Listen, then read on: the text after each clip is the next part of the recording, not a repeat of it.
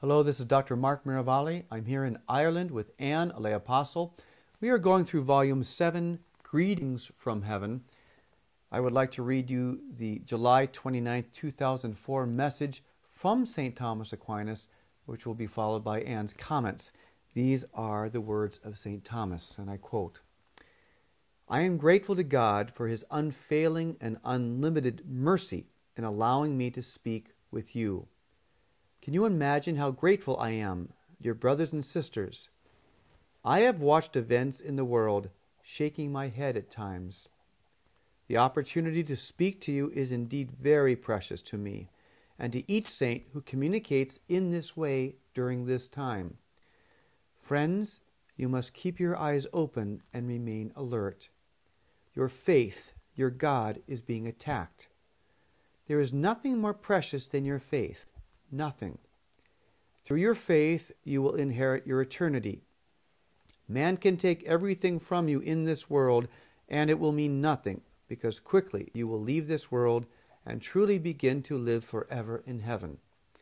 You will not mourn the loss of your earthly possessions.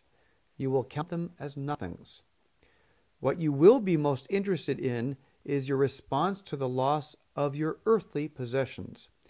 If you respond in bitterness to God, you will be disappointed. What will give you joy is your faithfulness to God. Stay alert. In situations where your God is being attacked, you must respond. We will help you. You should not respond in anger, although you may be angered. If you are prayerful, you will know exactly what our Lord wishes you to do.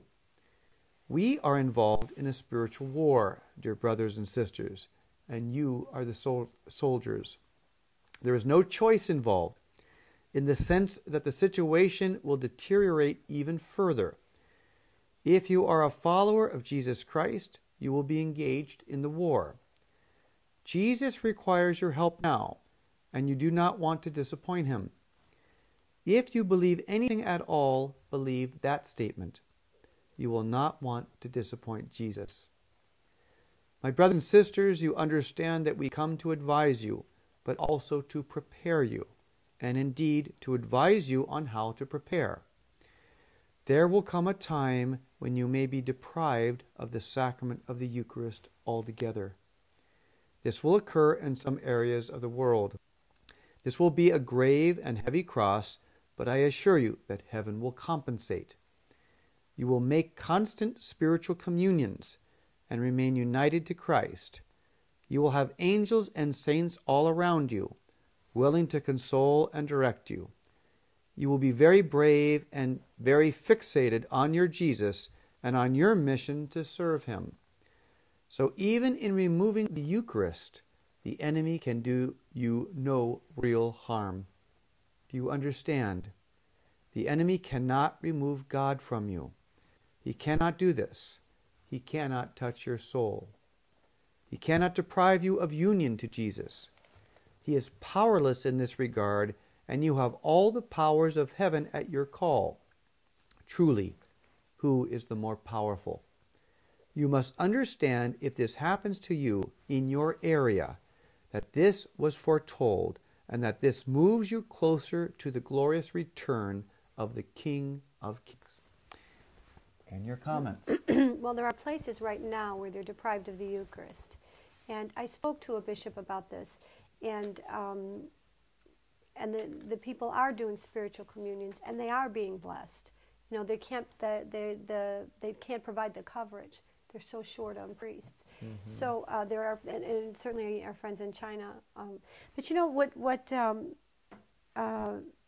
Thomas says is beautiful. He says, okay, the most important thing is your faith. Nobody can take it from you. You may lose your possessions, and you have to be careful there. He says you may be tempted to respond in anger, and you have to fight back at that. Now, I'm back to our people flooding in the Midwest, because they have set such an example to me. And what were they, the people interviewed, what a powerful witness they gave. Yes, we've lost everything. Well, we're getting on with it. Our children are safe. We're worried about these other people. I mean, what a powerful witness. Mm-hmm. So the graces are present according to the trauma we experience. Right. We'll never be left without grace. And Thomas says, as many of them do, be grateful for the blessings and the graces of these words. He says he's watched events in the world, and he says, I sometimes shake my head. You know, I don't think, you know, what he's saying is, oh boy, this is tough now. They're going to have to really be, he says, you need to be soldiers in this spiritual war. And then he says, you don't get to pick whether or not you want to play. Right. You're in it. That's right. If you're a follower of Jesus, you will be in the war. That's right. And again, the saints do not downplay a time of change, a time of challenge, and even, you know, the prospect of areas not being able to have the Eucharist. But it's always with peace. You can do this. It's happened in the past. There are pockets of where it's happening now. The grace will be there, because even if people are deprived of the Eucharist, they're not deprived of God. You know, this goes back to the whole indwelling of Jesus. We're all walking tabernacles, right? If Jesus dwells in the soul, then, and this was the insight of St. Teresa of Avila, there's an interior castle, and Jesus is dwelling there. So more spiritual communion, and even a type of internal adoration where you can go inside and adore Jesus there. So they, regardless of what is taken away based on circumstances, peace in Jesus is going to be with us. He's going to be there. He'll provide for us. He will never abandon us. And he says so beautifully, okay, so if you're deprived of the Eucharist, you make spiritual communions. And then he says, and you'll be brave. And he says, and you'll be fixated on your commitment to Jesus. You know, I love the way he talks. Here's what you're going to do. So positively, so, oh, I'm excited for you. It's going to be wonderful, you know. And, and he talks too about, in the last message was talking about defending the Blessed Mother. This is talking about, you know, defending Jesus. Jesus is going to be attacked. Silence implies consent. You know, St. Thomas More tells us we can't be silent when Jesus is blasphemed, when he's desecrated. We have to speak out, but not with a willful anger, but with a sense of commitment. You're offending my beloved, and I have to speak forward. But even the way we speak is important. We have to speak in peace. In love. And what we can say is, oh, it hurts me. It hurts me when you do that, because I love Jesus so much. I saw a 15-year-old say recently to someone, I hate when people use the Lord's name in vain. She said, because she said, he's so nice to me. And I hate when people do that. You know, and this was in a place where, you know, it was good. Right. Yeah. But, you know, we see, ironically, other world religions, you know, if the name of God is used, there is a holistic response.